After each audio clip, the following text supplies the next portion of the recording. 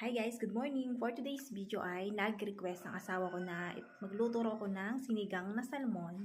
Then, ayan, magluluto na tayo. Nakapaghiwa na ako dito ng ating mga gulay. Ayan siya guys.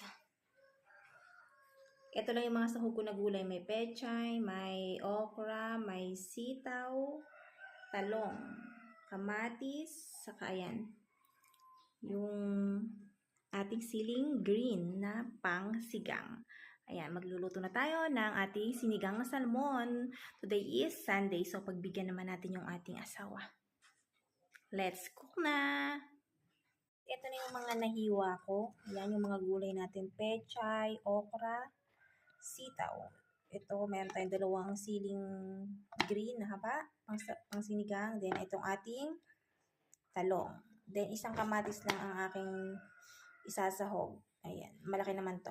Then, yung sibuyas, mamaya ko na hihiwain. Sibuyas na lang. Then, ito yung ating isisigang na salmon, guys. Ayan, meron din ditong pinakwa na chicken. Hihiwain natin to mamaya. Then, ito yung ating salmon. Ayan. Mura lang to. Ito yung paborito na laging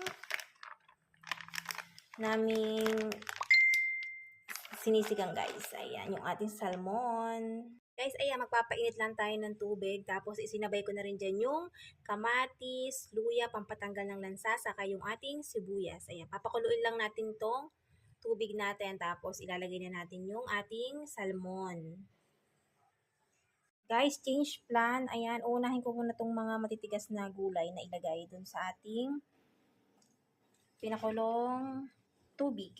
Ayan, mamaya na yung salmon.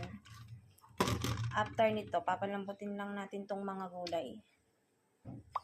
At madali lang naman tong maluto. Ayan siya guys. Konti lang naman. Yan, pinagsabay-sabay ko na tong ating okra, sitaw, saka talong. Saka yung siling green, isasabay ko na rin siya guys. Ayan. Sairin lang natin tong nandito. Ayan siya. Ayan siya guys. Yan, papakuluin lang natin to ng mga 8 minutes. Then, ilalagay ko na yung ating salmon. Yung salmon, then yung ating pechay. Ilalas ko na yung pechay kasi madali lang naman maluto yung pechay. Then, yung mga pampalasa natin. Ito, medyo okay na yung ating gulay. Ayan, naglagay na rin ako dyan ng pampalasa saka ng ating sinigang mix. Ayan, umuusok-usok. At ilalagay ko na rin yung ating salmon. Yan, next na yung ating salmon. Lalaksan ko lang yung ating apoy. Yan. Yan. And ito yung ating salmon. Siya guys.